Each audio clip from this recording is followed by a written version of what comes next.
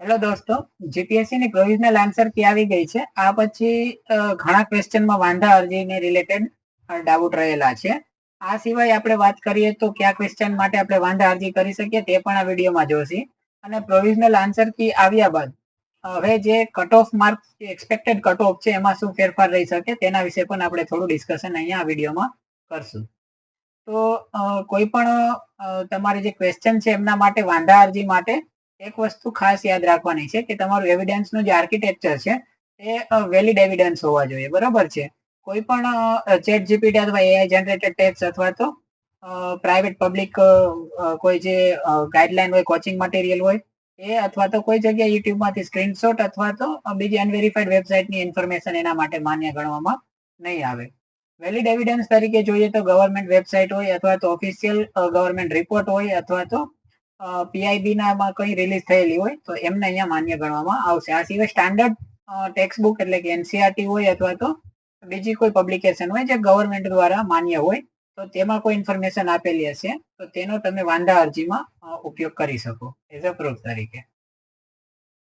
તો જે થોડા ઘણા ક્વેશ્ચનોમાં જે વાંધા અરજીની વાત રહેલી છે તેમાં એક જ પેલો ક્વેશ્ચન એક આ છે કે જેમાં અલનીનો રિલેટેડ ખોટા વાક્યો ક્યાં છે એ કહેવાનું છે.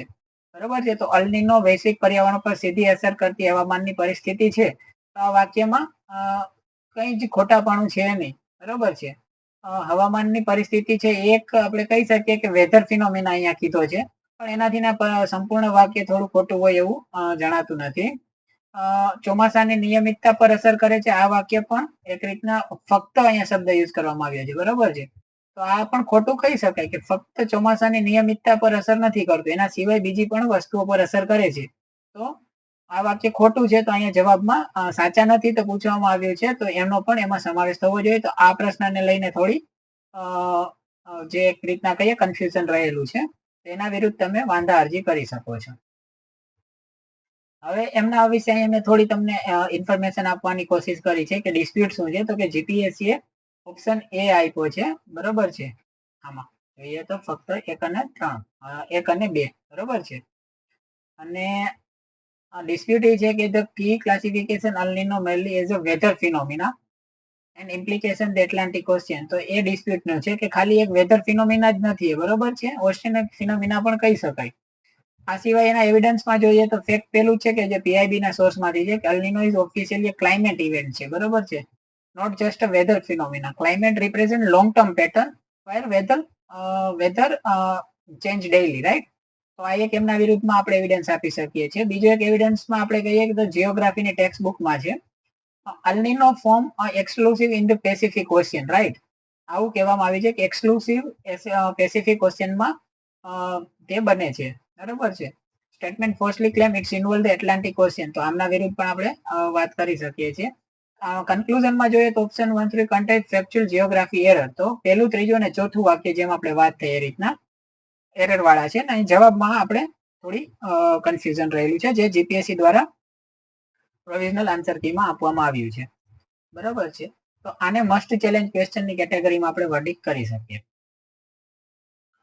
હવે આપણે બીજો એક ક્વેશ્ચન છે જે થોડો કન્ફ્યુઝિંગ રહેલો છે તે છે બાળ ગંગાધર તિલકને સંબંધિત.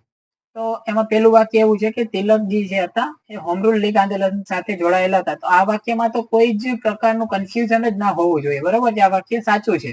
પણ અહીંયા જીપીએસસી ની આન્સર કી પ્રમાણે ફક્ત બીજું વાક્ય સાચું કીધું છે જે એકચ્યુઅલમાં ખોટું છે. તિલક ભારતીય રાષ્ટ્રીય કોંગ્રેસના સ્થાપક સભ્ય હતા એ વાક્ય ખોટું છે. અહીંયા એમને સાચું કીધું છે.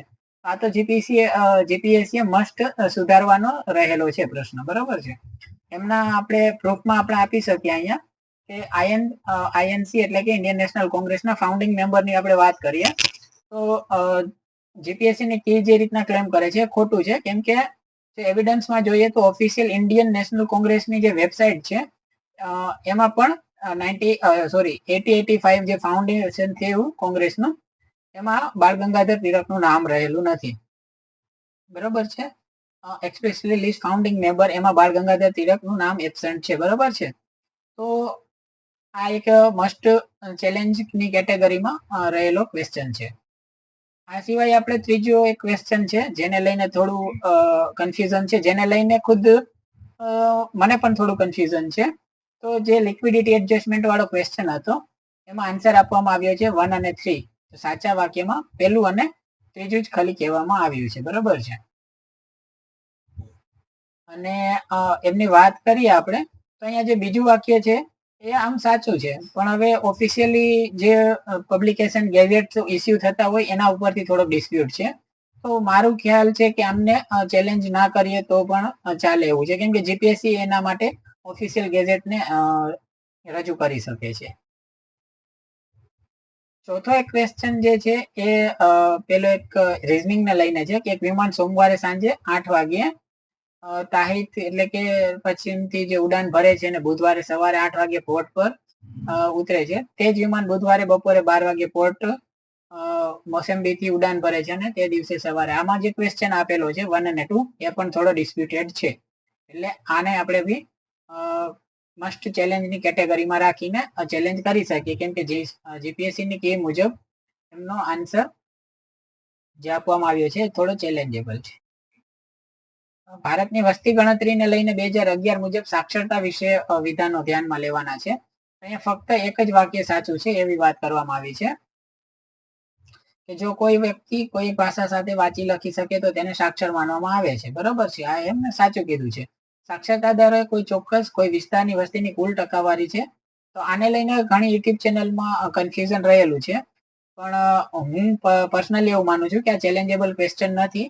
આનો આન્સર જે જીપીએસસી આપ્યો છે એ સાચો આપ્યો છે. બરોબર છે, તો આ ક્વેશ્ચનને ચેલેન્જ કરવાની કોઈ જરૂરિયાત જણાતી નથી. એક બીજો રીઝનિંગ નો ક્વેશ્ચન હતો કે એમાં મહિલા કર્મચારીઓ અને પુરુષ કર્મચારીઓના જે પર્સન્ટેજ ઉપરથી નંબર કાઢવાના હતા, એમાં તો જીપીએસસી ખુદે જ એક ક્વેશ્ચન એમનો કેન્સલ કરી દીધો છે, ત્યારે બીજાનો આન્સર નીકળી આવે છે, તેથી એમને માન્ય રાખવામાં આવ્યો છે. તો આ ક્વેશ્ચનને પણ કોઈ અપીલ કરવાની થતી નથી.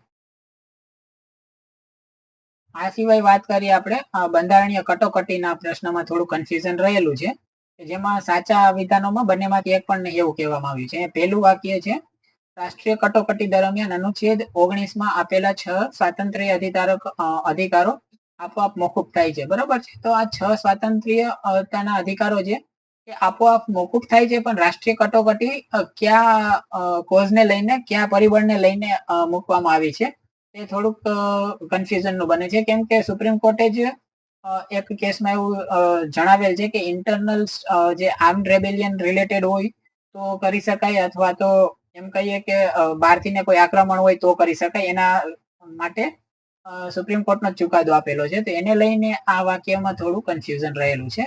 તો આ વાક્યમાં પણ આપણે થોડું એ રીતના કહીએ તો કન્ફ્યુઝન વાળું છે. બીજું કન્ફ્યુઝન વાળો ક્વેશ્ચન છે લોથલ વિશે નીચેના કયા વિધાનો ધ્યાને લો. સિંધુ ખીણની સંસ્કૃતિમાં લોથલ મેસોપોટેમિયા પાસે સાથે વેપારનું કેન્દ્ર છે. આ વાક્યમાં તો કોઈ ડાઉટ જ નથી, આ વાક્ય સાચું છે. પણ લોથલમાં 2 વાર દફન વિધિ એક સામાન્ય લાક્ષણિકતા હતી. તો અહીંયા પ્રોબ્લેમ ખાસ કરીને મને ક્વેશ્ચન કરતા જે ભાષાંતર છે એમાં વધારે જણાય છે, કેમ કે 2 વાર દફન વિધિ અને ડ્યુલ બુરિયલ એ બંને અલગ અલગ વસ્તુ છે. 2 વાર દફન વિધિનો મતલબ એવો થાય કે એક વખત કોઈને દફન કરવામાં આવ્યું, ત્યારબાદ એમને ફરીથી ને બીજી જગ્યાએ અથવા બીજી રીતે દફન કરવામાં આવ્યું. તો આ જે ટ્રાન્સલેશન થયેલું છે તેમનો મિનિંગ આવો થાય છે, પણ એકચ્યુઅલમાં અહીંયા વાત કરવામાં આવી રહી છે બુરિયલની, ડબલ બુરિયલની, કે જેમાં સ્ત્રી પુરુષ અથવા તો પુરુષ અને બાળક, સ્ત્રી અથવા એમનું બાળક, અથવા તો કોઈ હ્યુમન અને એમની સાથે એમનું કોઈ પાલતુ જનાવર એટલે કે કૂતરો કે એવું કંઈ બી હોય એમને સાથે દફનાવવામાં આવ્યા હોય, એને ડબલ બુરિયલની વાત કરવામાં આવી છે. તો આ જે ટ્રાન્સલેશનને લઈને જે વસ્તુ છે એમને આપણે એક રીતના કહીએ તો ચેલેન્જ કરી શકાય એવી વસ્તુ છે. હવે આ જે ક્વેશ્ચનો છે એમાં જે ડાઉટ રહ્યા અને એમાં જે થોડુંક ચેલેન્જ કરી શકાય એવા ક્વેશ્ચન છે, એને લઈને જે આપણું એક્સપેક્ટેડ કટ ઓફ છે જે પ્રોવિઝનલ આન્સર કી પછી થોડું આપણે ચેન્જ કરવું રહ્યું, થોડું આપણે સુધારવું રહ્યું. તો અગાઉના મારા એક વિડીયોમાં મેં કીધેલું હતું કે કટ ઓફ 100 માર્ક્સની +or-5 રહેશે, પણ અહીંયા હવે મારે જે આ પ્રોવિઝનલ આન્સર કી આવી એમના પછી હું એવું કહી શકું કે કટ ઓફ છે 95 to 100 ની અંદર રહેવું જોઈએ જનરલ મેલ માટે, અને આ સિવાય જનરલ ફિમેલ માટે કટ ઓફ 88 to 92 ની આસપાસ રહેવું જોઈએ. તો કટ ઓફ ને રિલેટેડ આપણે આ થોડી જે સુધારો છે એ માઇન્ડમાં ધ્યાને લેવો જોઈએ.